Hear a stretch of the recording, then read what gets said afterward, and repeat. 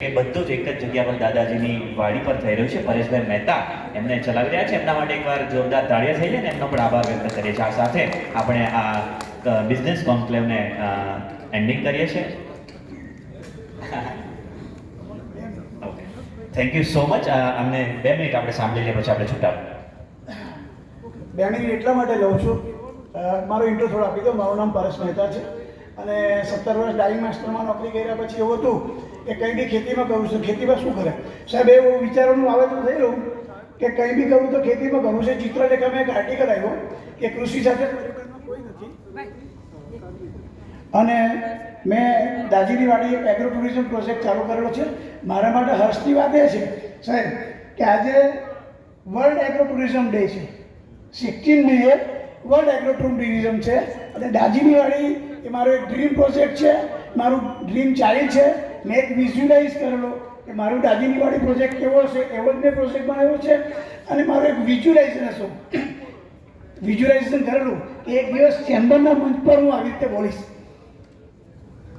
મારે એક વિઝ્યુલાઇઝેશન હતું. દાજીની વાડી એ રિસોર્ટ નથી, એક ફેમિલી ઓરિએન્ટેડ બિઝનેસ છે. દાજી કૃષિ પર્યટન કેન્દ્રના 3 હેતુ છે. એક તો સાહેબ લોકોને રોજીરોટી મળે, શહેરનો પૈસો ગામડામાં આવે એટલે ગામડા તૂટતા બચે. પહેલાં હું નોકરી કરવા માટે સિટીમાં શિફ્ટ થઈ ગયો, હવે દરરોજ સવારે ગામ જાઉં. અને ત્રીજું કે જૂની સંસ્કૃતિ જળવાઈ રહે. ખેતીની સાથે પર્યટનમાં આ 3 હેતુ છે. અને કિસાન માટે એક પ્રશંસા લાયક બિઝનેસ છે. 9 વર્ષની અંદર સાહેબ મેં એક પણ એડ નથી કરી. 100% ડેડિકેશનથી, ફેમિલીના સહકારથી, છોકરાઓના વિશેષતા બધાના સહકારથી 9 વર્ષમાં મેં એક દી એડ આપી નથી. મારા સનને મેં હોટલ મેનેજમેન્ટનું કરાવી દીધું. આજે મારા કરતાં સારું કામ કરે છે. મારે ત્યાં આ બધું તમે પ્રેઝન્ટેશન જોયું છે એ મારે ત્યાં બધું જ છે. મેડિકલ ટુરિઝમ છે, રિજન છે, એડવેન્ચર એક્ટિવિટી છે, ફાર્મિંગ છે, ઇકો ટુરિઝમ છે, મારે ત્યાં બધું જ છે. તમે એક્સપિરિયન્સની વાત કરી સાહેબ. અમે જ્યારે ફાર્મિંગ કરીએ છીએ અત્યારે મહામહિમ આચાર્ય શ્રી દેવવ્રતજીના આગ્રહથી ગુજરાતની અંદર ઝેરમુક્ત ખેતી અભિયાન ચાલી રહ્યું છે. એ અંતર્ગત હું પણ પ્રાકૃતિક ખેતી કરું છું.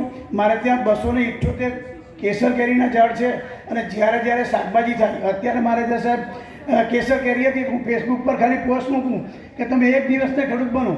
તમારે જાતે આવવાનું, જાતે જે ઝાડ પસંદ પડે એના પરથી જાતે તોડવાનું, જાતે વજન કરવાનું, અમને આવવાનું. અમારે ત્યાં સેકન્ડ હાફમાં જુદી જુદી એક્ટિવિટી કરવામાં આવે છે.